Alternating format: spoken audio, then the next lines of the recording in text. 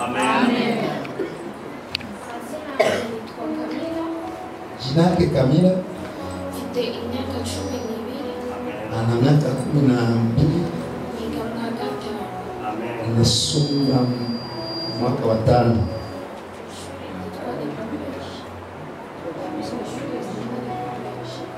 Anasomea huko chini kwa Ubelgiji. Nikamate na msobanurire.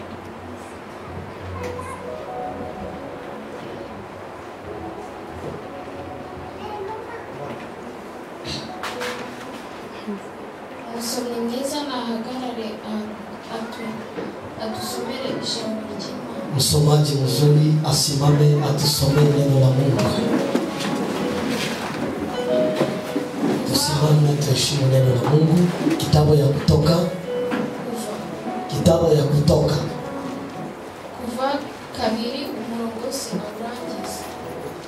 Ni kusema ya kwamba Kutoka sura 2 mstari wa kwanza ile yote ndaimaliza. Mstari wa kwanza tu. Sura 2. Sura 2. Tusome mu izina rya Yesu. Tusome mu izina rya Yesu. Amen. Kuva ibice bibiri. Umutwe w'amagambo uravuga ngo Mose aravuka, umukobwa wa Farawo aramurera. Umugabo wo mu muryango wa Lewi aragenda arongora umukobwa wa Lewi.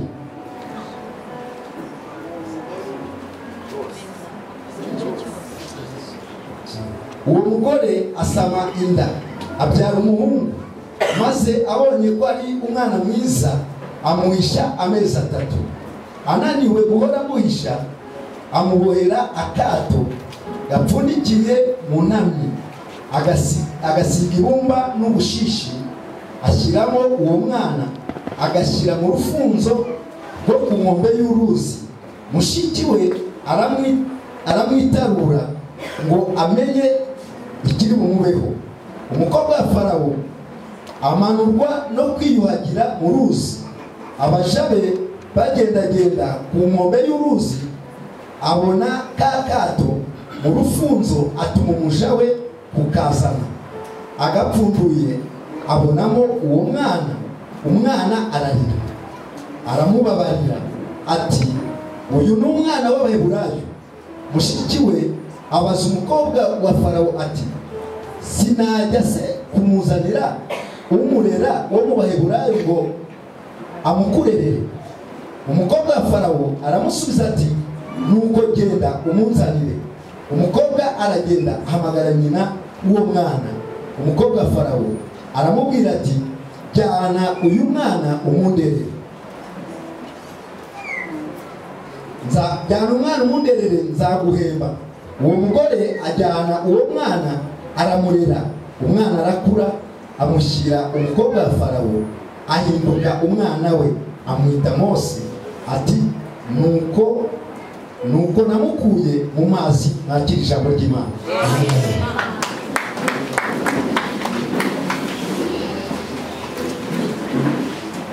Mose bakimubyara. Mose wakati walimuzaa, bajyaga bica ubwoko bwa Farawo bwajyaga bwica abana bose b'abahungu. taifa ya Farao ilikuwa naua watoto wa kwanza wa wanaume. Imana ihereza mama wa Moses ubwenge. Mungu akapatia mama yake ya Musa akili, amukorera akamutengenezea katombo kakukua ndani au bato. Arangije agashira mu mazi, kisha akaweka kwenye maji. Abdira mushiki we ngo namukurikira, akambia dada yake amufate. No, Imana iteza ibibazo umwana wa Farawo. Mungu akaleta shida pale kwa Farao. Umwana wa Farawo amfisha umwana we. Mtoto wa Farao akafisha mtoto yake, kugira ngo azakunde Moses azamurere, juu apende Musa na amulei. Arangije aramufata, kisha akamchukua, avuga ngo ino ni impano Imana, kasema hii ni zawadi Mungu amenipa. Aitavuga ngo, akasema ngo reka tumwite Moses, acha tumuite Musa. noneho abakozi b'umwana wa Farawo watumishi wa mtoto wa Farao bamubwira ngo ntabwo byaba byiza umujyanye mu bwami bwa Farawo. hauwezi kuwa mzuri umubebe katika ufalme wa Farao. Arangije avuga ngo ni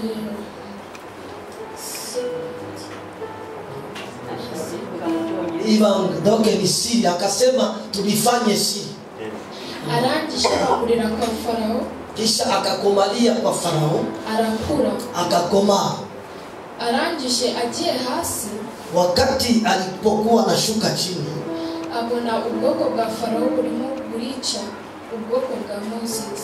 Akaona kwamba taifa ya Farao iko na uwa taifa ya Musa. Arangije abwira uwo mukozi wo kwa Farawo ngo amureke. Akasema na ule mtumishi wa kwa Farao amwache. Arangije arabyanga, kisha akakataa. Afata ibuye alimukubita mu mutwe. Akachukua jiwe kampiga kwenye kichwa. Akakufa. Arangije agira ubwoba aravuga. Kisha akaogopa na akakimbia. Agenda mu butayu. Kaenda ndani ya jangwa. Arangije ahura na familia imwe. Akakutana na jamaa moja. Arongora umukobwa umwe wa rurimo. Akaoa msichana moja alikuwa ndani ya ile jamaa. Arangije baragenda. Kisha wakaenda. Barangije kugenda bahita bakora ubukwe. Walipoenda wakafanya ndoa. Uwo mupapa uwo mukobwa yarongoye. Ule baba ya ile msichana aliwawa. Amuha akazi ko kuragira intama. Akampa kazi ya kuchunga kondoo. Arangije kisha Imana nibwo yatangiye kumuvugisha. Mungu akaanza kumzungumzia.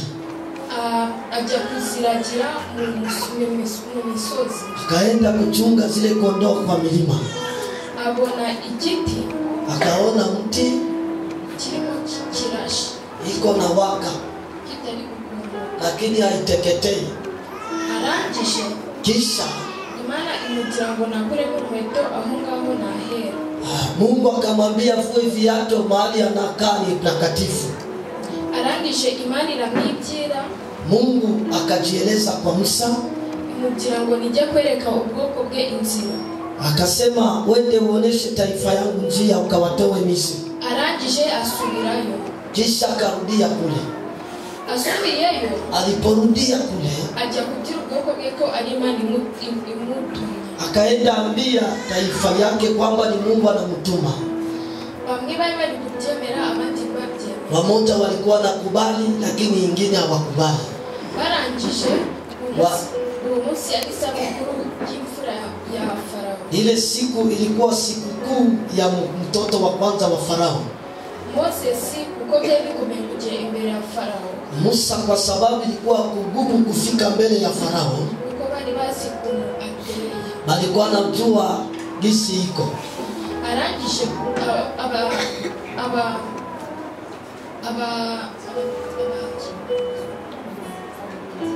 Nikusema kisha pale walinzi wenye walikuwa nalinda Farao bajana Moses imbere. Wakabeba Musa mbele ya Farao. Arangije Moses avuga ngo Imana iradutumye. Musa kaeleza kwamba Mungu anatutuma. Farao arabyanga ngo yita Imana. Farao akakatala yeye mwenyewe. Farao akajiita Mungu. Aitavuga ngo ngautwereke icyo Imana yakora. Akasema sasa tuonyeshe kenye Mungu wako anaweza fanya. Afata inkoni yari afite. Kachukua fimbo alikuwa nayo. Aishize hasi ihinduka inzoka. Alipoiweka chini kageuka kuwa nyoka. Farao agira abakozi be. Farao akaambia watumishi wake ngo nabo kuko bari bafite nabo kwa sababu nao walikuwa na fimbo zao. Bavuga ibintu nabyo ibyo biti bibi bihinduka. Wakasema mambo yao, ile mamiti yao mbili kageuka kuwa nyoka. Ikakuwa kama vile scorpion. Arangije izo nzoka zije kurwanisha iyo nzoka ya Moses. Wakati zile nyoka zilikuwa piganisha nyoka ya Musa, irazitsinda. ile nyoka ya Musa ikashinda nyoka za Farao. abo bakozi ba Farao batangira kuvuga ngo bagira imana. Wale batumishi ya Farao wakaanza sema Musa anakuwa na Mungu. Amen. Arangije abo bakozi be kuko yajyaga yita imana itizera imana yanya. Ni kusema kwa sababu Farao yeye alikuwa anajiita Mungu na hakulikuwa anajua Mungu wa kweli ni nani. Abo bakozi be itija kubafunga. Wale batumishi yake kaenda kuwafunga yeye Farao. Kwa sababu aliona kwamba hawamtii tena. Farao akomeza guhangira. Farao akaendelea kufanya moyo mgumu. Yes. Arangije imana itangira gukora ibitangaza. Mungu akaanza kutenda miujiza. Ikora amazi kuba amaraso. Kafugeuza kuwa maji kuwa damu. Atera ibikeri. Akawashambulia na viu na machura. Atera amasasi. Kaleta mainzi. Farao akomeza guhanga umutima. Farao akaendelea kufanya moyo mgumu. Arangije Farao kuko yari yanze ko imana ibaho. Kwa sababu Farao alikuwa amekataa kwamba Mungu iko. Imana yica abana be bose gutangira imfura abana be. Mungu akaua watoto wanaume wa kwanza ndani ya nchi ya Misri wote akabaua. Farao akomeza kuangira umutima. Farao akaendelea kufanya moyo mgumu. Arangije Moses azatena imbere ya Farao. Musa akakuja tena mbele ya Farao. Avuga ngo reka tujyane ubwoko bwacu. Akasema acha tubebe taifa yetu twende nayo. Farao arabyanga. Farao akakatala. Ubwoko bwa Moses butangira kugenda. Taifa ya Musa wakaamua sasa waanze kwenda. Bari kugenda. Wakati walikuwa wanaenda barayoba. Wakapotea njia. Imana izana umuyaga. Mungu akaleta mpepeo. Uyereka inzira. Mungu akabaonesha njia. Barangije Moses atangira gusenga. Musa akaanza kuomba Mungu. Imana imutira ngo nafate inkoni afite. Mungu akamwambia chukue fimbo yenye iko nayo.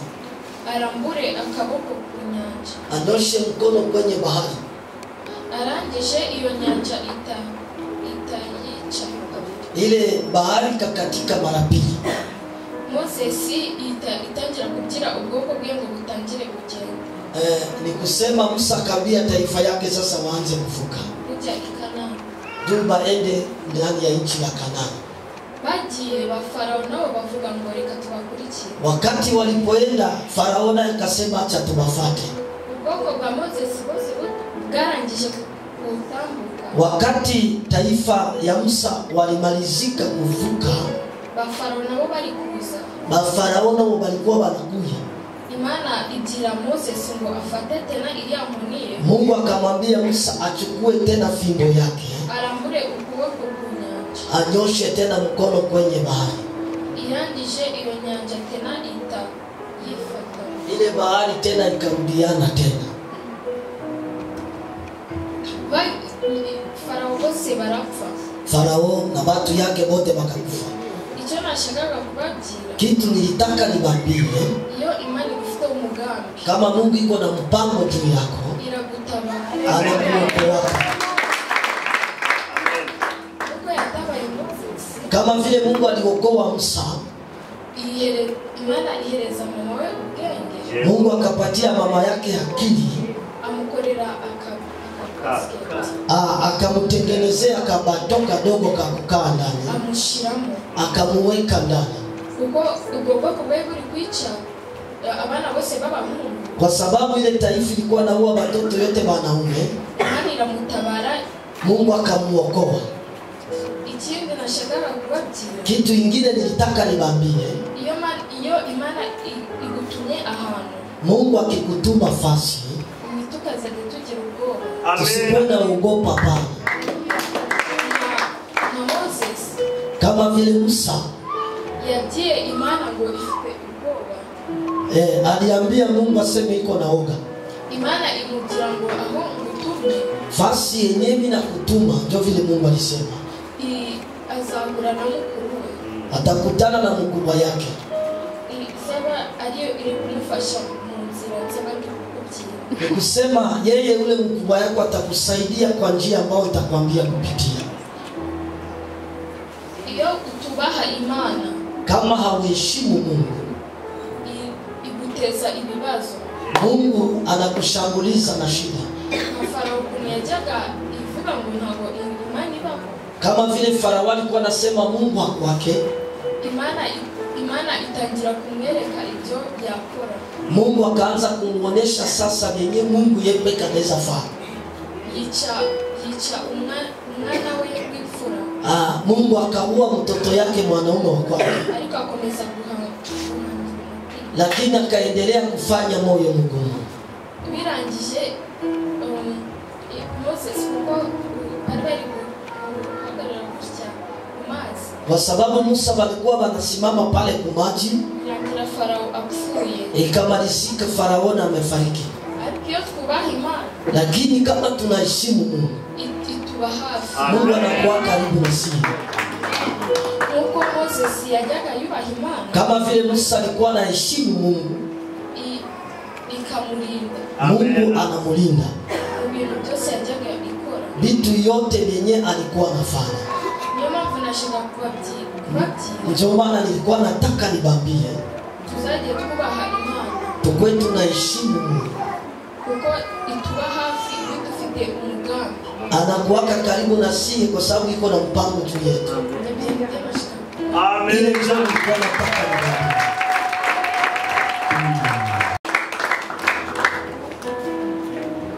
Kwa Imana mashini sana. Jina la Bwana libarikiwe. Tunashukuru kwa ujumbe ambayo mjakazi wa Mungu ametupatia. Shimye Imana kubutumwa mjakazi Imana duhaye, na ametuambia kwa ajili ya kuogopa. atubwiye kumuzo gutinya. Nikizani haya maneno nimesema, Zineza kwa ya magambo avuga. niliambia watu asubuhi nikawaambia tukue na siri za kumwogopa tena Mungu. Yabwiye abantu mu gitondo ngo tugire bangazi. Nikawaambia tena watu tujitafutemo uwezo wa kuogopa tena Mungu. Ubushobozi bwo gutinya Imana. Kama Musa Mungu alimpatia kuishi, Niba Mose Imana yaramuhaye kubaho, ni juu Mungu alikuwa anajua kama Musa siku moja kuna kitu ambacho Mungu atatumikisha Musa. kuko Imana yari izi ko umunsi umwe hari. Na watoto wakati wako kanisani, abana bari mu sengero, mara tuwafunze kuogopa muri Mungu. gihe tubati Maana ukifunza mtoto kuogopa Mungu, umwana gutinya Imana, anakumalaka iko na ile kitu ya kuogopa Mungu kila kintu cyo gutinya na anatembea ndani ya umungu. akatendera mu bumana. Alafu wakati haukuogopesha mtoto kuogopa Mungu, sijue kama inaweza kuwa namna gani. Ametuambia kwa habari za Musa. Nisoma maandiko kama vile amesoma kitabu cha Kutoka na sura yake 2 mstari ya kwanza. Nikizani sura yote ameisema. Hizo ni habari za kuzaliwa kwa Musa. Na alikuwa anatafuta kuwaonesha kama Musa alikuwa mpango ya Mungu. Na Musa wakati alikuwa mpango wa Mungu. Na unajua kama Misri, watoto wa Waisraeli walikuwa na majukumu mno. Hakuna mwanamke wa Israeli alikuwa akizalia Misri azale mtoto mwanaume. Ina maana kama watu wabaya walikuwa tangia zamani. Imenikumbusha kitu wakati ya genocide ya mwaka wa 1994, wakati walikuwa wakiona hata ni mtoto mdogo ana umri wa miezi 2-3, lakini wakimuona tu ni garso, wanasema huyu naye ni nyenzi, eti huyu naye atauaka watu. Ni mtoto mweneko na umri wa miezi, ule mtoto iko na chenye anaweza kuwa anajua. Alafu nimekuja kuelewa ya kwamba tangia zamani wabaya tu walikuwa. Alafu Musa alizaliwa kwa shabaha ya Mungu. Na amewaambia kama Mungu iko na shabaha na wewe, anaweza kukulindia tu mbure. Anakulindia fasi tu kwa jao ungepasha kulindiwa. Kama wengine walikuwa nakufia pale Misri, lakini Mungu akapatia Musa kuokolewa Misri. Kama wengine walikuwa nakufia Misri, lakini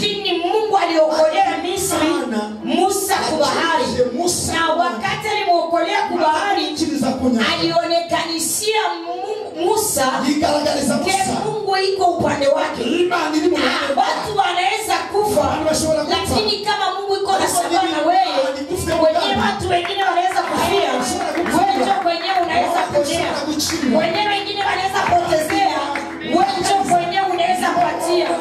Niko na kutangazia sahihi, acha nikwambie, hata Farao iko mbele yako, lakini kitu moja ninajua, Mungu atasimama, na wakati Mungu atasimama, Mungu atavunja kila uwezo wote ambao Farao anaweza kufikisha.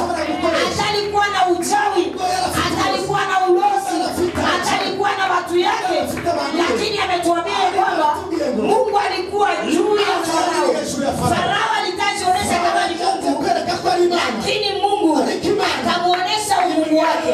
Nataka kutangazia sahihi, kuna kitu Mungu atafanya na atakifanya kwa maisha yako, na wakati atakifanya kwa maisha yako, zile ambazo ziko na kutafutisha, wale wachawi ambao wako na kutafutisha watasema kumbe kweli ule naye iko na Mungu. Sikia nikwambie mpendo, Musa alilelewa nafasi angepasha kulelewa. Musa alilelewa nafasi angekufia.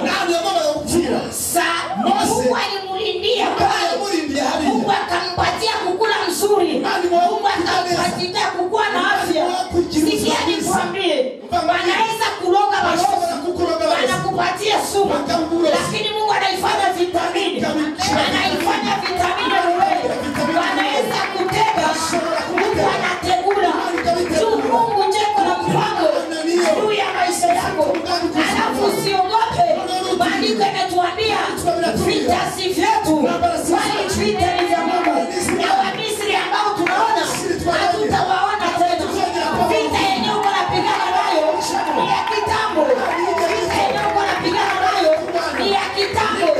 Itaisha, itaisha, na umungu wa Mungu utaonekana ndani mwako. Niko na kutakia sahihi, usiogope juu ya Farao, usiogope juu ya Farao. Farao tuiko pale na tungali kudunia, hatujafika kwenye shetani, hawezi kutupia isiwe. Majaribu yanaweza kuwa, tatizo yanaweza kuwa, lakini umetembea na Mungu kivipi? Nataka kuambia ya kwamba ukitembea na Mungu, Mungu atakuokoa. Niliongea na ndugu yangu siku moja, akaniambia mama, wale wengine walikuwa nakufia, walikuwa nakufa, mimi navuka maisha. Wewe ulikuwa kitu gani? Wewe ulikuwa kitu gani? Kumbe tu ni neema.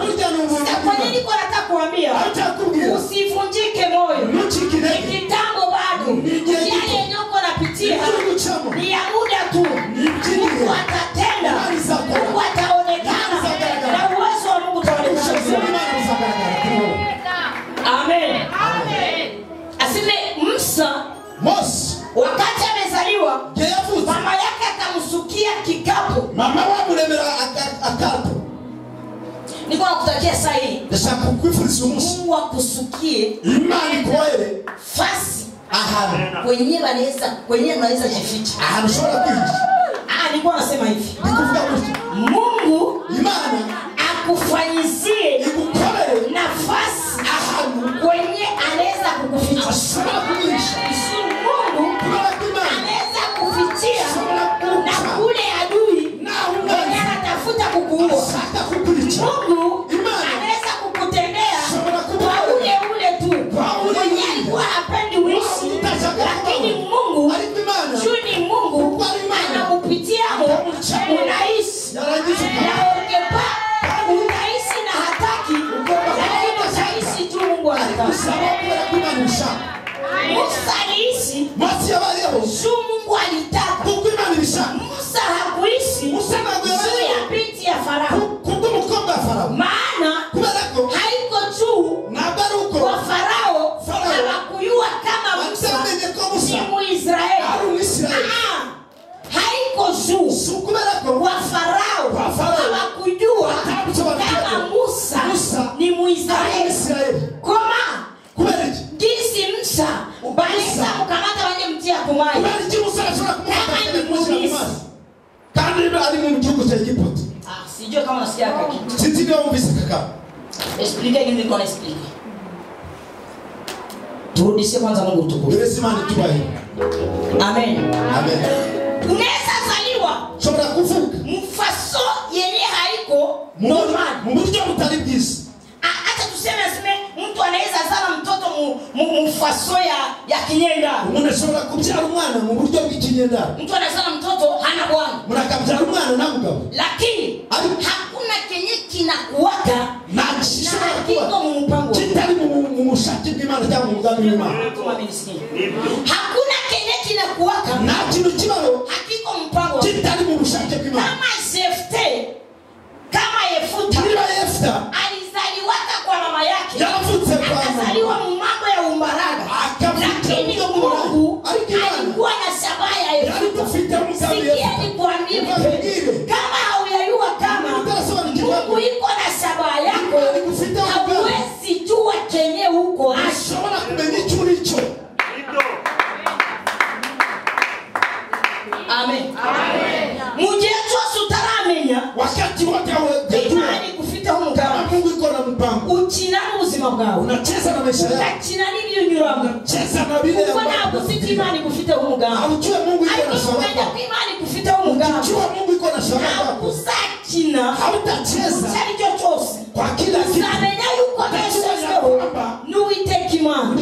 Kandi imana niba yikubesheje. Uzamenya ko utatoa ya wewe uri mu mugambi w'Imana. Uko ndani ya mpango wa Mungu. Amen. Amen. Amen. Bwana tugelele neza. Bwana tujalie. Amen. Amen. Musa wa Farao na waruko batamenye yuko ari umwisiraheli. Sio kujua kama ni Muisraeli. Haiko jua bakuyuwaka kama ni Israeli. Sio batasobanukiwe kwa ari umwisiraheli. Isu kubera ko yasa kuba ari umunyegiputa.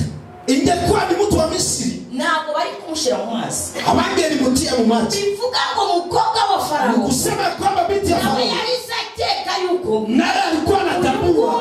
Huyu mtoto ashobora kuwa anaweza kuwa Mwisiraheli. Ni Muisraeli. Reka mubyishi. Achane kwa mimi. Akakano gatoya gusa. Akaka kitu kadogo. Akakano kumvi.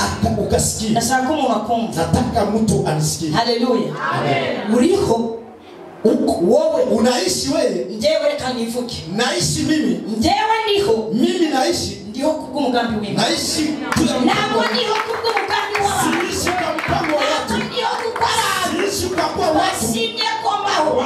Ahubwo ndiho kubw'umugambi w'Imana. Naishi kila menya rero uwo mugambi w'Imana kuri wewe. Kwamba sababu ya Mungu kwako. Isakuwa kugendana n'Imana. Kandi kugendera mu bushake bw'Imana. Na utembee kwa mapenzi. Sicyakwica. Ariya mazi bose bamushizeho. Ariya mazi bose bamushizeho. Ile maji walimweka hapo ndani Mose. Mose yari gupfa. Mose angefariki. Ngaho mbasa. Niulize. Ni gute umuntu. Kwa nini mtu warokose genocide? Mtu ambaye aliokoka genocide. Bakamutemagura. Wanampiga mipanga. Amara amezi 3. Anamaliza miezi 3. Tanyizi taramugeraho. Na wasirikali hawajamfika hapo. Afite ibyo bikomere. Na iko na vile vidonda. Atafite umuganga. Na hana mtu wa kumtunza. Atafite ibyo kurya. Hana chakula. Ibyo bintu mwabifata gute? Vile vitu mnaweza kuona. Ibyo bintu ni nini? Ese ni baraka z'umuntu. Ese ni kuwa nguo watemwe. Wewe yanafika uhanga rugende kwa bashusi. Ahubwo ni kwimana. Ibisata kugira ngo yerekane imbaraga zayo. Rero mu gihe cyose wowe utazamenya kugenda mu mbaraga z'Imana. Zacyo uzaba urico. Kuko nta muntu uzaguha agaciro utarabanza kwiha agaciro. Niwiha agaciro wowe Imana izaguha agaciro. Niwiyubaka wowe Imana izakubaha. Kandi nubona ubuzima bwawe ukawurekura gutyo Satani azabwinjira. Satani ataingia ndani. Amen. Amen. Ndio mambo president anavuze ngo ndio sababu president akasema twibuke. Tukumbuke. Ariko twibuke. Tukumbuke na tujijenge.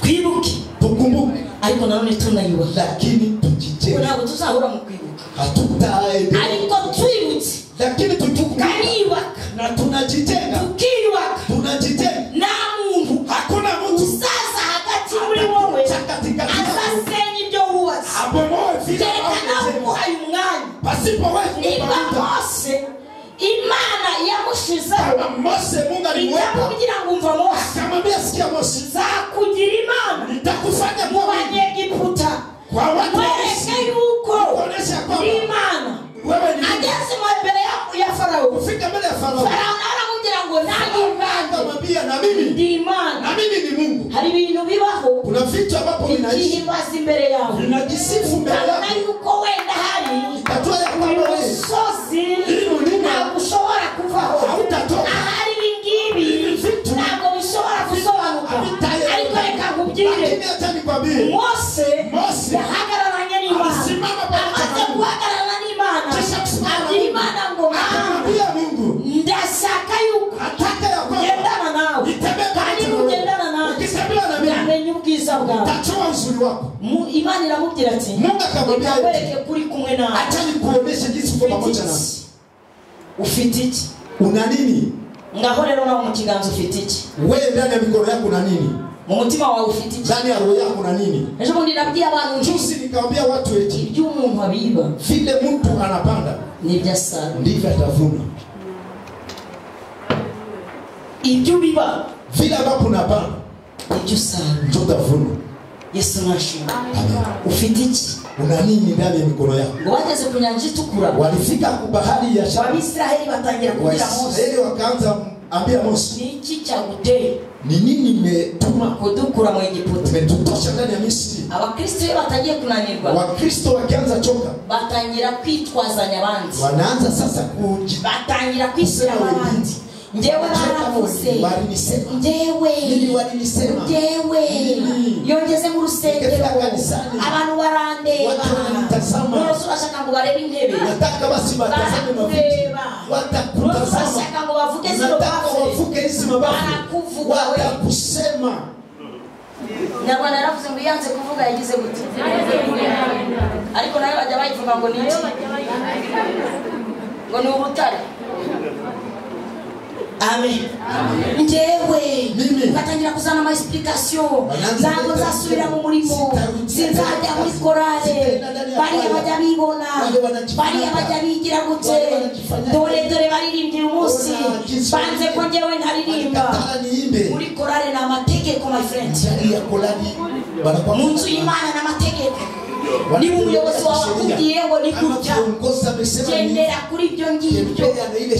Musi Imana iramubwira ngo genda gutya, uraba uri kumwe na mukuru wawe, ariko kubera ko Imana itafashe mukuru wa Mose,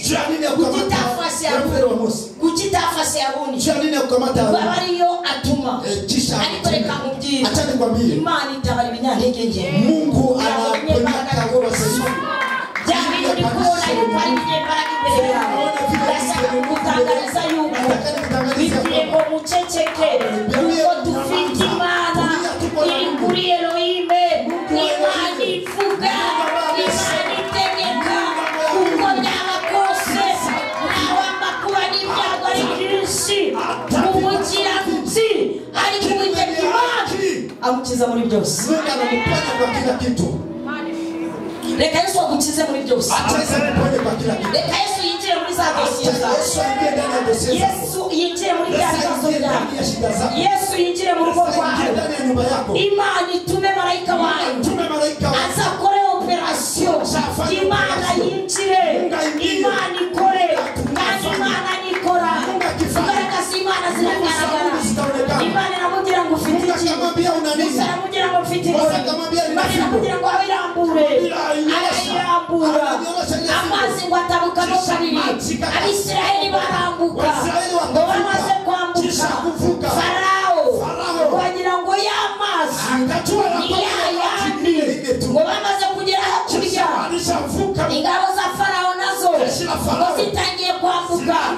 Mose ngo Imana yumvise byose, ijwi ry'Imana riza kuri Mose riramubwira ngo Mose wese ngo ngiye gukora, Mose ngiye gukora, reka Imana ikore mu buzima bwawe, reka Imana igaragara uyu munsi,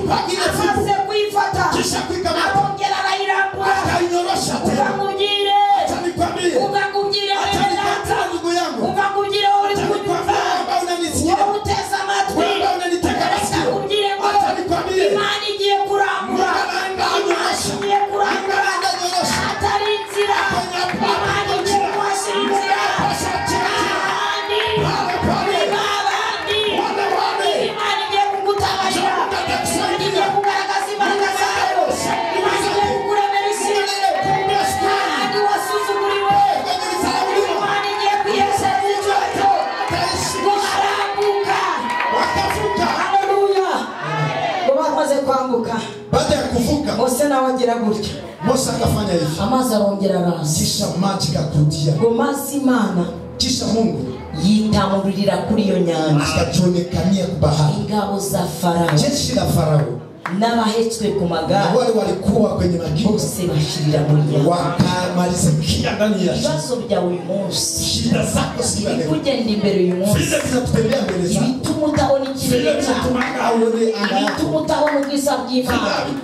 Ibituma utumva imbaraga z'Imana. Ibituma ukererwa mu nzu y'Imana. Ibituma utagenda n'Imana. Ibyo ngibyo nabirohamishe uyu munsi. Navisamisha katika jina la Yesu. Mali bagirire neza. Bwana awajalie neema. Uvuga ubutumwa wacu Imana imumugisha. Mhubiri wa siku ya leo Mungu amubariki. Kandi hari icyo numvisha. Hakuna kitu ambapo nimesikia. Kandi kimfashisha. Na kinanitenga. Amen. Amen. Haleluya. Amen. Tujye twumva ijambo ry'Imana. Tukwe tunasikia neno la Mungu. Kandi mukumva ijambo ry'Imana. Kusikia neno la Mungu. Twubakike n'ijambo. Tucheke na neno. Kuko iyo twubakitse n'ijambo, Kichekwa na neno tuzabona ubwiza bw'Imana. tutaona uzuri wa Mungu. Imana ibahungisha. Mubarikiwe na Mungu. Kandi Imana ibagire neza. Mungu awajalie neema.